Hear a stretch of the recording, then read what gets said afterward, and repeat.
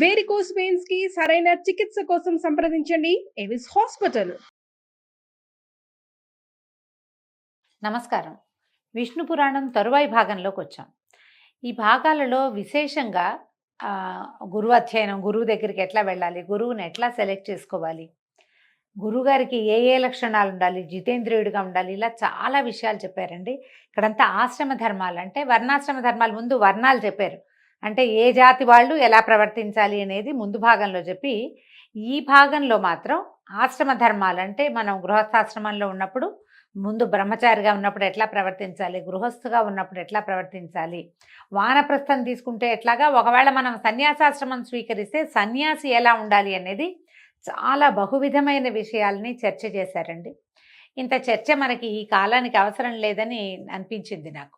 కానీ ప్రత్యేకంగానట ఇది చూడండి, సంప్రదాయానుసారం ఉపనయనం అయిన తర్వాత అంటే బ్రాహ్మణ విద్యార్థులు, బ్రాహ్మణ క్షత్రియ వైశ్య విద్యార్థులు ఉపనయనం జరిగిన తర్వాత ఒక గురువు దగ్గరికి వెళ్ళి కొంతకాలం చదువుకోవాలి. ఆ తర్వాత 4వ జాతి వాళ్ళు, చతుర్థ వర్ణం వాళ్ళు మాత్రం తండ్రులు లేదా తాతల దగ్గర విద్యను అభ్యసించాలి. మేనమామలు మాతామహుల ఇళ్లల్లో కూడా విద్యను అభ్యసించవచ్చు అని విష్ణు పురాణం చెప్తోంది మనకి. దీనికి గురువు జితేంద్రియుడిగా ఉండాలి, ఆయనకి గోత్రనామాలు చెప్పి పాదాభివందనం చేయాలి. గురువు దగ్గర ఉన్నప్పుడు మనకి ఇప్పుడు ఎలా అయింది, అంతా కాలేజీలు వ్యవహారాలు కదండి.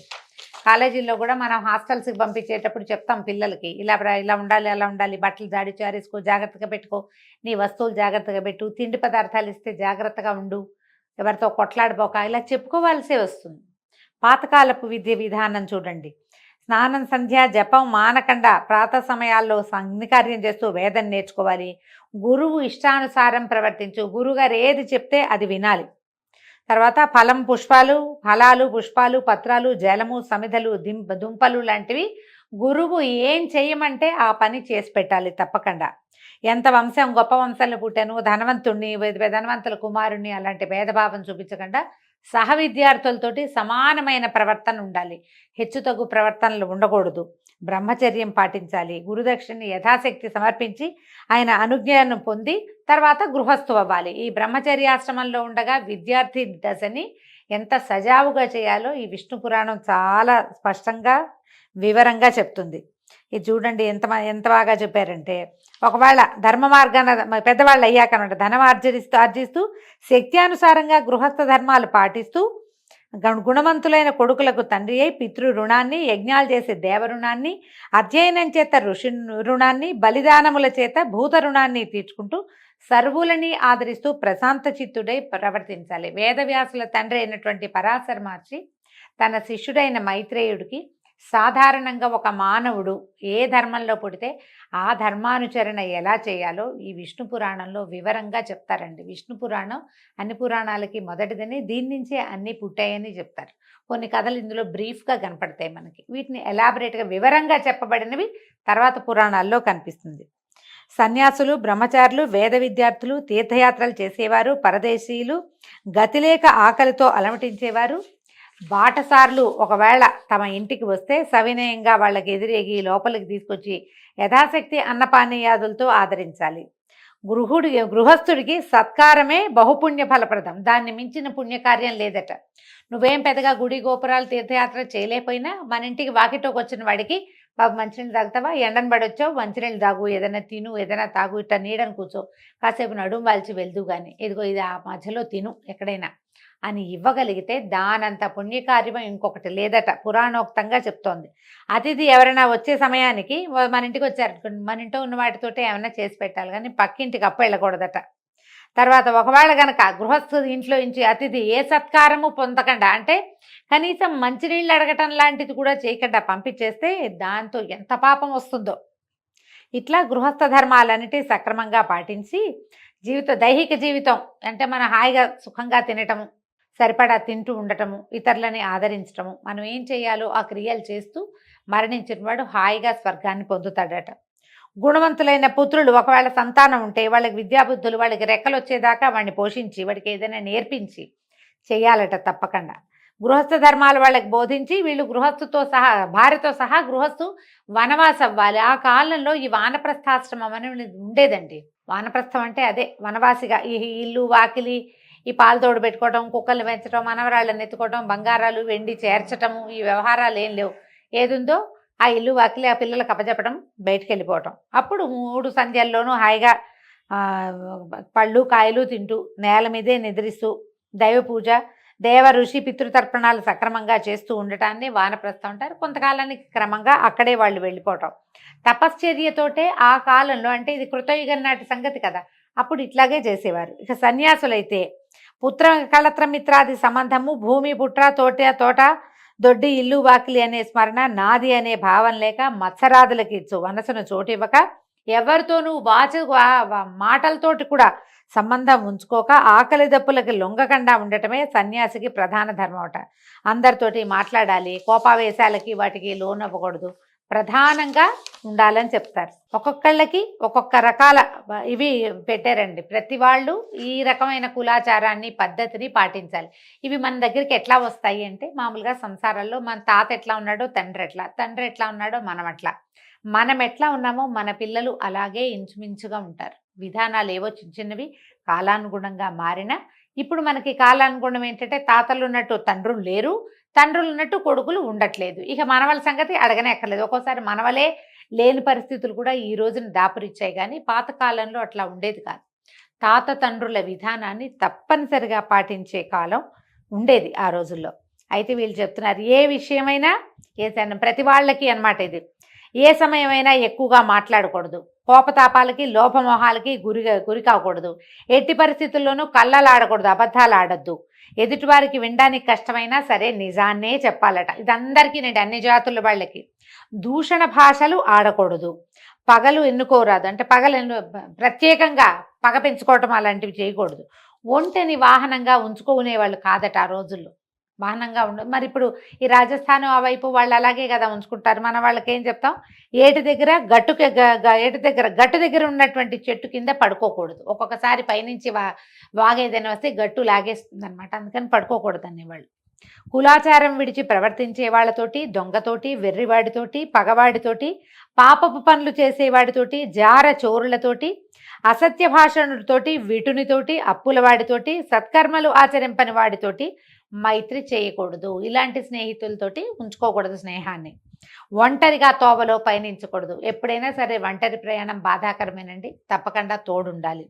పొంగి పొర్లుతూ ఉన్న ఏటిలో దిగి ఈదకూడదు. ఇలాంటివి కొన్ని ప్రత్యేకంగా చెప్పారు. మాటికి బిగ్గరగా నవ్వడము, పళ్ళు కొరకటము, అనరాని మాటలాడటము, విచ్చలవిడిగా తుమ్మటము, అంటే తుమ్ము వచ్చినప్పుడు నువ్వు మొహానికి చెయ్యి అడ్డం పెట్టుకోకుండా తుమ్మటం, కానీ ఎంతసేపు తలగోక్కోవటం, ఇవన్నీ దుష్టచేష్టలు. మంచి బాడీ లాంగ్వేజ్ బాగుండదన్నమాట, అవి చేయకూడదు అనేవాళ్ళు. పుల్లలు విరవటము, పగబట్టి పైవారితోటి మాట్లాడటము, వడివడిగా ఎంతసేపు పరిగెడుతూ ఉండటం, గోటితో గోర్లు ఇట్లా తీసుకుంటాం, అది అసలు మంచిది కాదు, చేయకూడదు అంటున్నారు. ఇక ఎన్ని రకాలోనండి ఇలాంటివి. ఎవరు లేని ఇంటి యందు ఎవరు లేని చోట ఉండకూడదు. ఇప్పుడు కూడా చూడండి, ఎక్కడైనా సరే ఖాళీగా ఉన్న ప్రదేశాల్లో ఒకటే ఇల్లుంది, ఎవరు లేరు, కప్పుకున్న ఆ ఇంట్లోకి వెళ్తే ఏ ప్రమాదమో వస్తుంది, వెళ్ళకూడదు. ఆడపిల్లల్ని ఎక్కడికైనా పిలిస్తే, అమ్మాయిలు వెళ్ళిపోతున్నారు, వాళ్ళు పిలుస్తాడు ఎవడో, రమ్మంటారు, వీళ్ళు అక్కడికి వెళ్తారు, అక్కడ ఏదో జరగకూడదు జరుగుతుంది. పొరపాటును కూడా ఒంటరిగా ఉన్న మగవారిని కలవకూడదు అని రాస్తున్నారు. ఇది విష్ణు పురాణంలోనే చెప్పబడింది. చూడండి, ఎవరు లేని ఇంటి యందు ఎవరు లేని చోట ఉండకూడదు. గురువు, బ్రాహ్మణుడు, దేవ విగ్రహం ఎదురైతే తల ఉంచుకోవాలట, దానికి ఎదురుగా వెళ్ళకూడదు, కొంచెం పక్కగా వెళ్ళాలంటున్నారు. కొన్ని ప్రత్యేకమైనవి, హోమ భస్మాన్ని, ముళ్ళు, మలము, తెగిపడిన కేశాలు, ఎముకలు, ఎంగిలి, స్నానానంతరం తడిసి ఉన్న నేల, వాటిని ముట్టుకోకూడదు. వాటన్నిట్లలోనూ బ్యాక్టీరియా ఉంటుందండి, అందుకని అది మంచిది కాదంటారు.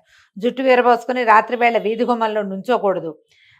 సరైన వస్త్రాలు, ఒంటి నిండా వస్త్రాలు లేకుండా ఇంట్లో నుంచి బయటికి వెళ్ళకూడదు. వియ్యము కయ్యము తనకి తగిన వారితోటి చేయాలి, ఎవరితోటి పగబెట్టుకోకూడదు. బలవంతునితోటి పగ, బలహీనుడితోటి చుట్టరికము, చాటుమాటుగా ఎవరికైనా ధనం ఇవ్వటము, కోరి కలహానికి దువ్వటము కాని పనులు. ఇవి చూడండి ఎంత విచిత్రమైనవి చెప్తారు. మంచినీళ్ళు, మనం ఇప్పుడు చేస్తున్న పని, అటు ఇటు నడుస్తూ భుజించటము, తాగటము, నుంచుండి ఆచమించటము చేయకూడదు. కలికాలం అంతా ఏంటంటే నిలబడి భోజనం చేయటమే. ఎంత ఖరీదైన పెళ్లిలో అయినా బఫే ఫుడ్ తప్పదు, ఎవరు వడ్డించట్లా. ఇప్పుడు నిలబడి, మన ఇళ్లలో కూడా మనం గబగబా బయటకు వెళ్ళాలంటే నిలబడి టిఫిన్ చేసేస్తాం. కనీసం కొన్ని పద్ధతులైనా మార్చుకోవాలండి. పురాణాల ప్రకారం మన ఇంట్లో అయినా కనీసం కూర్చుని మంచినీళ్ళు తాగటం, కూర్చుని టిఫిన్ చేయటం, కూర్చుని భోజనం చేయటం, హాస్పిటల్ వేసుకుని నేల మీద ఒక 5 నిమిషాలు సమయం ఇస్తే సరిపోతుంది. ఆరోగ్యం పాడవకుండా ఉంటుందట. ఎక్కడికైనా వెళ్తే ఎక్కడికైనా తప్పకుండా ఎండలో అయినా వానలో అయినా గొడుగు వాడాలట. ఎంత పురాతనమైన పద్ధతి చూడండి. రాత్రిపూట అడవిలోకి వెళ్ళేటప్పుడు తోడు లేకుండా వెళ్ళకూడదు, ఆయుధం లేకుండా అసలు వెళ్ళకూడదట. కర్రో కత్తో ఖచ్చితంగా ఉండాలి. ఊళ్ళల్లో నుండి నాకు తెలిసి మా ఊర్లో కూడా పాలేళ్ళు వాళ్ళు పెద్దవాళ్ళు సాయంకాలం పూట బయటకు వెళ్తే కర్ర చేత్తో పుచ్చుకుని వెళ్ళేవాళ్ళండి. కర్ర లేకుండా నడిచేవాళ్ళే కదా. అందరి దగ్గర చేపాటి కర్రలు ఉండేవి. జ్ఞాపకం చేసుకోండి, మీ ఊళ్ళల్లో కూడా మీరు అలాంటివే చూసుంటారు. ఈ రకంగా మనం సదాచార సంపన్నులుగా సాత్విక గుణాలు కలిగిన వాళ్ళమై పరపీడ పరనింద చేయకుండా ఉంటే కనుక జీవనుడు పావన జీవనం అవుతుంది. ఇది పవిత్రమైన జీవితం కిందే లెక్కట. ఇది జన్మాంతమందు వీళ్ళు పుణ్యలోక నివాసులు అవుతారు. అయితే అక్కడి నుంచి పితృకాండ కూడా అడిగారు, ఎట్లా పితృకార్యాలు చేయాలి, ఎవరైనా మరణిస్తే ఏం చేయాలి అని అడిగితే ఇప్పుడు దీనికి ఒక్కొక్కటి ఒక్కొక్క పద్ధతిగా చెప్తారండి. బ్రాహ్మణులకు 10 దినాలు, క్షత్రియులకి 12 దినాలు, వైశ్యులకు 15 దినాలు, శూద్రులకు 1 నెల సూతకం ఉంటుంది. సూతకం ఇప్పుడు మనం ఏడాది సూతకాలు ఉన్నాయి కదా, అందరికీ కాదు, కొంతమందికి ఒక్కొక్క రకమైన సూతకం ఉంటుంది. ఆ సూతక విధిని కూడా ఎట్లా మనం భోజనం పెట్టాలి, ఎవరు ఎలా చేయాలి, శూద్రులకి అంటే 4వ జాతి వాళ్ళు, బ్రాహ్మణులు వైశ్యులు క్షత్రియులు కాని వాళ్ళందరికీ 1 నెల రోజులే సూతకం. ఆ నెల తర్వాత బట్టలు పెట్టేస్తారండి. బట్టలు పెట్టాక ఇంకా సూతకం తొలగిపోయినట్టే. ఏడాది సూతకం వాళ్ళకు ఉండక్కర్లేదట. అంటే మరి పురాణంలో చెప్పారు, ఆయా ప్రాంతాలని బట్టి వాళ్ళకు ఒక పురోహితుడు ఎవరో ఉంటారు, ప్రతి ఇంటికి ఉంటారు కదా, ప్రతి జాతికి ఒక పురోహితులు ఉండటం మనం కనపడుతూ ఉంటుంది మనకి. వాళ్ళు చెప్పిన ప్రకారం పాటిస్తే సరిపోతుంది. మనం దీనికోసమని టీవీలోనో లేకపోతే సోషల్ మీడియాలోనో విని వాటిని పాటించకూడదు. అవి ఎలా చేయాలంటే మన విధానం ఏమిటి అనేది, మన ఇళ్లలో ఆచారం ఏమిటి అనేది తెలుసుకుని దాని ప్రకారమే చేస్తేనే మంచిది. ఈ శ్రాద్ధ విధుల్లో కూడా కొన్ని తినచ్చు, కొన్ని తినకూడదు, కొన్ని పెట్టకూడదు, ఈ సమయంలో చేయకూడదు, ఇలాంటి విషయాలు కూడా చాలా ప్రత్యేకంగానే ఇందులో చెప్పారండి. అయితే ఏంటంటే దీంట్లో ఎవరైతే శ్రాద్ధ విధి నిర్వహిస్తారో వాళ్ళు నగ్నుణ్ణి చూడకూడదు అని ఒక మాట ఈయన చెప్పారు. పరాశరుల వారు చెప్పేసరికి ఈ నగ్నుడంటే ఎవరు అని అడిగితే, చిన్నప్పుడు వేదాలు అభ్యసించి శాస్త్రాలు చదివి చక్కగా చిన్నప్పుడు దేవతార్చన అవి చేసి క్రమంగా పెద్దవాడైన తర్వాత తను చదివిన శాస్త్రాన్ని తన ఇంట్లో పాటించేటువంటి పద్ధతిని గనక ఎవడైతే నిందిస్తాడో వాణ్ణి నగ్నుడు అంటారట. నగ్నుడు అంటే వస్త్రాలు లేనివాడని కాదు, మన ఇంట్లో ఉంది ఆ విధానం, మన పద్ధతి అది, మనం అలాగే చదువుకున్నాం. మనకు ఒక 30 సంవత్సరాలు వచ్చేదాకా మనం అదే విధిని పాటిస్తూ వచ్చాం. 30 ఏళ్ల తర్వాత రకరకాల సాహిత్యాలు చదివో, వేరే వాళ్ళ మాటలు విను, లేకపోతే మనమే పునరాలోచన చేసుకుని ఏదో లాజిక్కి అందట్లేదని భావించి మనం చేసిన విధిని, ఏ విధి వల్ల మన ఇన్ని సంవత్సరాల జీవనం నడిచిందో ఆ విధిని నిందించే వాడితోటి మాట్లాడకూడదు అని చెప్తున్నారు. పాషండు వేదాధ్యయనం చేసి కూడా వేద పద్ధతిని విడిచి దుర్వివేకంతో అన్ని మతాల్ని ఆదరిస్తూ సంచరించే పాషండుని కూడా నగ్నుడు అంటారు. అలాంటి వాళ్ళతో మాట్లాడకూడదు. దానికి ఒక కథ చెప్తున్నారు. చిన్నప్పుడట ఈయన పరాశరుల వారి చిన్నతనంలో వశిష్ఠుడు శంతననందనుడైన భీష్ముడికి చెప్పింది, మా తాత భీష్ముల వారికి చెప్పారు, అది నేను విన్నాను, ఇది చెప్తున్నాను అన్నాడు. ఏంటంటే శ్రీకాంతుడు అంటే శ్రీ మహావిష్ణువు నరసింహస్వామి అయి ఆ స్వరూపాన్ని ధరించి హిరణ్యకశిపుణ్ణి వధించిన తర్వాత అతని కుమారుడైన ప్రహ్లాదుడు, అంటే ఏ ప్రహ్లాదుడి వల్ల నరసింహమూర్తి ఆవిర్భవించాడో అతడు దేవతలపైకి సేనా సమేతుడై వెళ్ళి ఇంద్రాదుల్ని బాధిస్తే అప్పుడు వాళ్ళు వెళ్ళి శ్వేతద్వీపంలో చింతామణి గుహలో విష్ణునామ జపం చేసుకుంటూ కూర్చుంటే అప్పుడు వాళ్ళకి శంఖచక్రధరుడైన పీతాంబరుడు ప్రత్యక్షమయ్యాడు. ఇంద్రాదులు పుండరీకాక్షుని చూసి చేతులు జోడించి పలుపరి విధాలుగా ప్రార్థించారు, నమస్కారం చేసి స్తుతి చేశారు.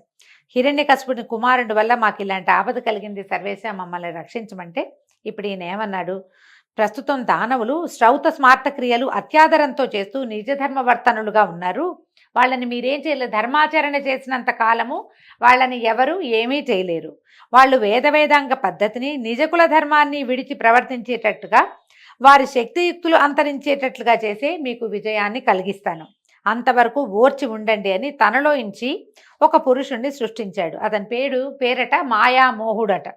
ఆ పురుషుణ్ణి దేవతలకు చూపించాడు. ఈ పురుషుడు అసురులని వితండవాదంతో ముక్తుల్ని చేసి ధర్మకర్మ విముక్తుల్ని చేస్తాడు, మీకు గెలుపు కలిగిస్తాడు అని అదృశ్యుడయ్యాడు. ఎప్పుడైతే మన ధర్మాన్ని గురించి ఇతరులు ప్రశ్నించినప్పుడు వాళ్ళకి మనం సమాధానం చెప్పలేకపోతామో మనం మన ధర్మం నుంచి పక్కకి తొలగిపోతామండి. ఎప్పుడు ఇలాగే జరుగుతుంది. ఎవరైనా మనకి ఏమిటి, నువ్వు ఈ దేవుణ్ణి నమ్ముకున్నావు, ఇతని వల్ల నీకేమొచ్చింది, నీకు ఇన్ని ప్రాబ్లమ్స్ వచ్చాయి అని ఇలాంటి వితండవాదంతోటే మన ధర్మం నుంచి మనని పక్కకి తప్పించటం జరుగుతుంది. ఎప్పుడు కూడా అంతే. పూర్వం విష్ణుమూర్తే ఈ పని చేశాడు ఈ వ్యవహారంలో. ఎందుకంటే రాక్షసులు క్రూరులు. వాళ్ళని తప్పించటం కోసం, వాళ్ళ నుంచి దేవతల్ని రక్షించడం కోసం, ప్రపంచానికి మేలు కలిగించడం కోసం భగవంతుడు పన్నిన మాయోపాయమే ఇప్పుడు కూడా మన మీద ఇతరులు పన్నుతున్నారు. మన ధర్మం మీద ప్రశ్న వచ్చినప్పుడు సమాధానం చెప్పగలిగే స్థిరచిత్తత మనకి కావాలి అంటే సరిగ్గా ధర్మాన్ని తెలుసుకోవాలి. ధర్మాచరణ పట్ల అవగాహన కలిగి ఉండాలి. లేకపోతే దేవతలు దానవుల్లాగానే మనలోనే కొంతమంది విడిపోయి గొడవలు పడుతూ ఉంటాం. ఇంద్రాదులు ఏం చేశారట, ఆ పురుషుడిని తమ నివాసానికి తీసుకుపోయారు. అతను ఎట్లా ఉంటాడు, ఆ విచిత్రంగా నెమలి రెక్కల విసినకర్ర పట్టుకుని, బోడి తల, దిగంబరుడిగా కనిపించేటట్టుగా సన్నని పల్చటి ఎరుపు రంగు కట్టబట్ట కలిగిన వాడికి బట్ట కట్టుకుని తిరుగుతూ క్రమంగా నర్మదా నదీ తీరానున్న దానవుల వద్దకు వెళ్ళాడు. వాళ్ళ చేత తగిన మన్నన పొంది కూర్చున్నాడు. కాసేపు విశ్రాంతి తీసుకున్నాక ఇంపుగా సొంపుగా ఎంత చక్కగానో కబుర్లు చెప్తూ అడిగాడట, మీరు ఇహలోక సుఖాలా పరలోక సుఖాలా కోరి ఈ తపస్సు చేస్తున్నారు దేనికోసం అంటే, అప్పుడు వీళ్ళు ఏం చేశారు, వాళ్ళు చాలా ముద్దుగా చక్కగా అడిగారట, మాకు ఐహిక వాంఛ ఏం లేదండి, పారలౌకిక సుఖం కలిగే పద్ధతి ఏమిటో చెప్పండి అని అడిగేసరికి ఆ మనిషి, ఆ మానవుడు మాయామోహుడు ఇట్లా చెప్పాట, మీకు నా మాటల మీద నమ్మకం ఉంటే చెప్తాను వినండి, బతికినన్నాళ్ళు ఇక్కడ సుఖంగా ఉండటమే కావాలి, చచ్చిపోయిన తర్వాత ముక్తి అంటే ఆ ముక్తి ఎక్కడుంది, అది ఎక్కడుంది మనకు తెలియదు కదా. ఎంత తపస్సు చేసినా ఎంత చదివినా ఎక్కడో దైవం ఉందనుకోవటం భ్రాంతి. వేదశాస్త్రాలు కళ్ళలు, యజ్ఞం చేస్తే గోవధ చేసినట్టే ఆ పాపం తప్పదు. ముక్తి మార్గం తెలియాలంటే నేను చెప్తాను వినండి, ఈ అధమాధములైన వైదిక క్రియలు విడవండి అని ఎన్నో విధాలుగా చెప్పాడు. అతను చెప్పినటువంటి ఆ వెటకారపు ధోరణి, ఆ కేరింతలు, ఆ మాట తీరులకి వీళ్ళు లొంగిపోయారు. లొంగి ఏం చేశారట, మాయామోహునికి మొక్కి వేద మార్గాన్ని విడిచి దురాచారులై చార్వాక బౌద్ధ మతాలు స్వీకరించి పాషండవర్తనలయ్యారు. యజ్ఞాదుల్ని నిందిస్తూ వైదిక క్రియలకి స్వస్తి చెప్పారు.